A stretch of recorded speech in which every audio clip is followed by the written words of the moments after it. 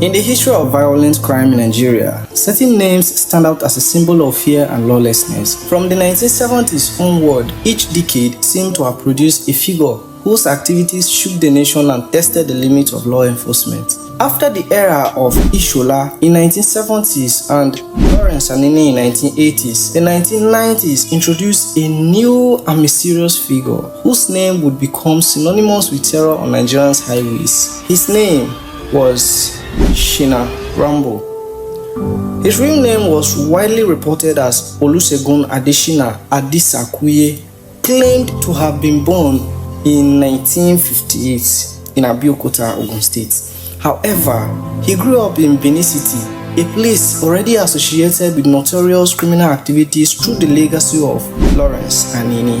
Unlike many criminals with traceable educational backgrounds, Shina was not known to have received formal education. His father was said to be a military officer. The name Rambo was believed to have been inspired by a popular Hollywood film featuring Sylvester Stallone, where the main character displayed relentless violence and combat skills. After the execution of Lawrence Anini in 1987, Nigeria experienced a brief period of relief. However, by the early 1990s, a new wave of violent robberies began to spread, particularly across Lagos and Ogun State.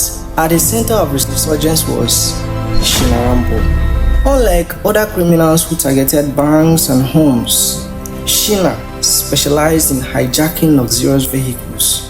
His operations were highly organized and often executed with precision. Reports from the early 1990s indicate a sharp rise in car theft, with hundreds of vehicles stolen within a short period of time. Many of these crimes were attributed to Shina and his gangs, although his identity remained uncertain at the time. Interestingly, some members of the police initially doubted his existence, suggesting the name Shina Rambo might have been a creation of the media. Despite this skepticism, the crimes continued and the fear among the public grew stronger. Shina Rambo's methods were both strategic and deceptive. One of his most notable tactics involved the use of well-dressed women to lure unsuspecting victims. These women, appearing harmless and respectable, would approach drivers and politely demand their car keys, using the phrase, "Baba requests your car keys." Once the victim hesitated, armed gang members would appear, making resistance nearly impossible. In some cases, victims who tried to fight back were unalived. After successfully stealing the vehicles, Shina Rambo and his gang would form a convoy and transport the cars across borders into the Republic of Benin, where they were sold or moved further into other West African countries like Burkina Faso. It was also believed that he had connections with border officials, which allowed him to operate with little interference. Over time, several myths developed around his personnel, including claims that he carries a live tortoise on his chest during operations, though such stories were never confirmed. The fear surrounding Shina Rambo was not just based on rumors, but many Nigerians claimed to have encountered his gangs. One such account came from a couple traveling between Ilorin and Ogbomosho in the early 1990s. As they approached a quiet, straight road, a vehicle suddenly blocked their path.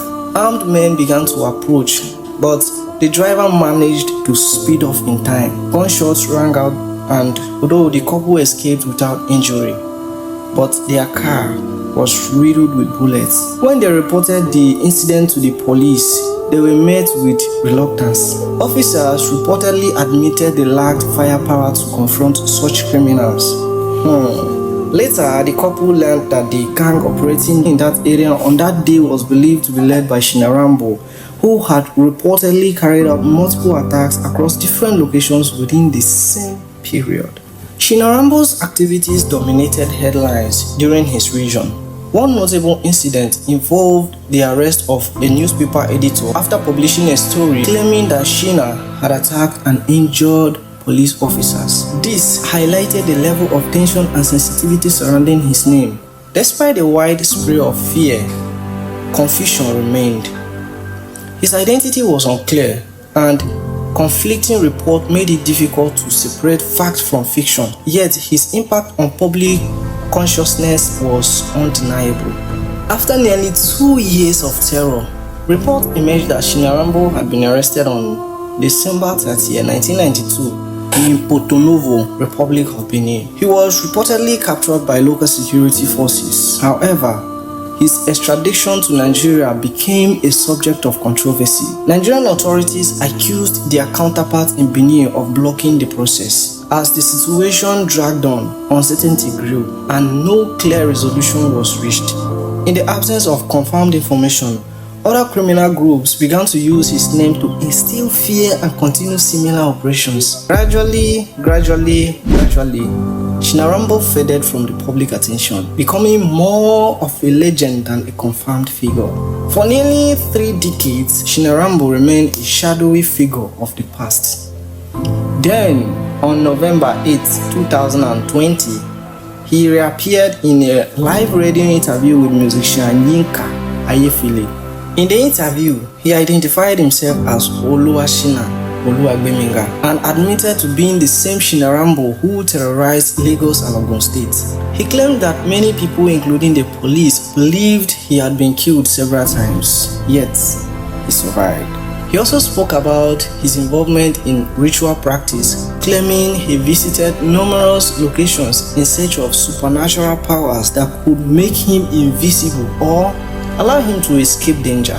These claims appear to reinforce many of the myths that are surrounding him during his years of crime. Despite his past, Shina Rambo expressed regret over certain events, particularly the death of his wife and 3 children. According to him, they were killed by security operatives who came looking for him but did not find him at home. He described this as the most painful consequence of his criminal life. In the interview, he claimed to have reformed and now devoted his life to preaching. The story of Shina Rambo is one of fear, mystery, and reformation, from a feared highway robber to a man who later claimed to have changed his ways. His life reflects both the danger of crimes and possibilities of redemption. Yet, one question remained unanswered. Will Shina Rambo ever face legal consequences?